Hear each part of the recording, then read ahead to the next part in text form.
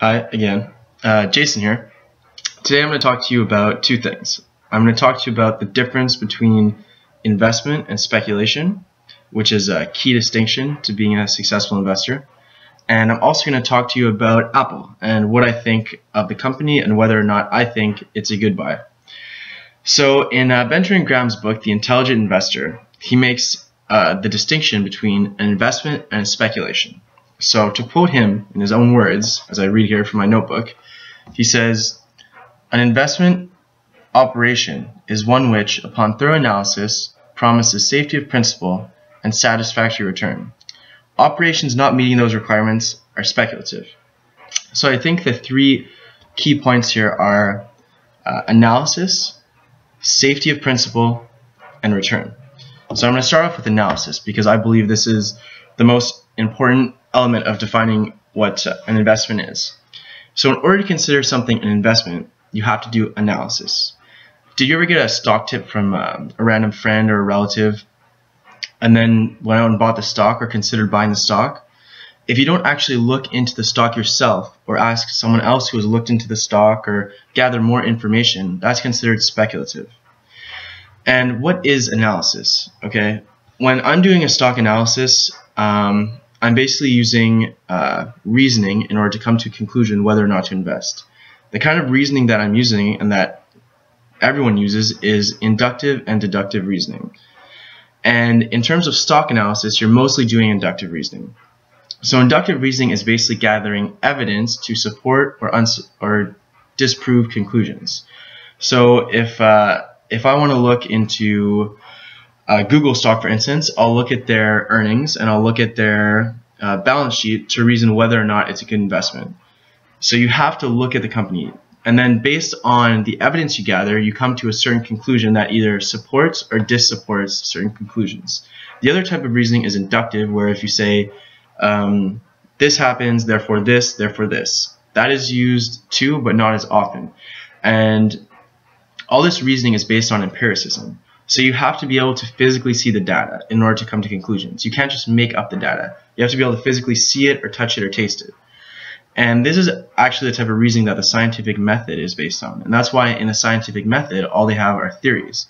Everything is considered a theory. And theories are only considered stronger or weaker based on the amount of evidence and the amount of testing that theory has stood up to. The same thing is true for analysis. So you can consider investors in the science of making profits. The next two parts are the safety of principal and satisfactory return. So you have, when you're gathering your data, what you're basically looking for are what is the probability and what are the chances that I will get my principal back and I will make a good enough return for the type of risk I'm taking. So unless there's actually data to support the fact that you will get your principal back and that you will make a return, it's speculative. That's why a lot of growth companies are speculative, because you don't actually know. There's no data to support the fact whether or not this will work, right? Now sometimes there is, and that's not speculation, that's investment. But this is one of the key distinctions that separates a successful investor from one who's not. And I'm not saying it's never okay to speculate. Sometimes it's okay, you know, but you have to be able to know the difference between investment and speculation. Okay, so the next thing I'm going to talk about is Apple, right?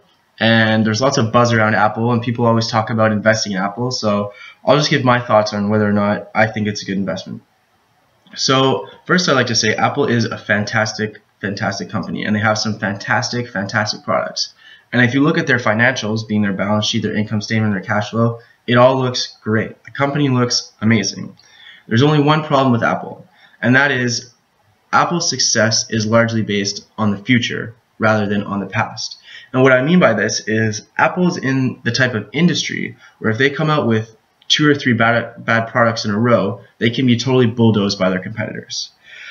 And because of that, it makes the investment somewhat more speculative than other investments, because there's not as much data to go off of to predict the future. Do you see what I'm saying? Versus a company like Coca-Cola or Hubba Bubba Bubblegum, that there won't likely be great changes in the future based on their products. Versus Apple, whereas if they have a string of bad products, they're essentially Done. So even though Apple is a great company, they've been doing great, they're not as a safe investment as you can get from other companies. And if you notice, Warren Buffett doesn't invest in tech companies, and this is the reason why. Because the type of investments that I'm looking for as a value investor are the type of investments that have a very strong chance of remaining stable over time. Right? There's maybe a potential growth, but I'm not basing my analysis on the growth. If there's a potential growth, that's a bonus. What I'm really looking for is something that's stable over time and sustainable. Therefore, I can base my analysis on the past, on already gathered data, rather than having to base it on guesswork of the future. See the difference? And so that's pretty much my opinion on Apple. If I were you, I would not buy Apple. I would save my money for a more safe and more likely investment, because you can find a company that can give you the same type of returns as Apple, but with much higher probability.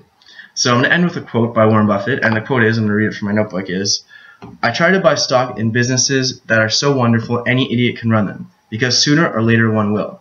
So imagine if an idiot was running Apple, what would happen? You'd probably lose your money. So until next time.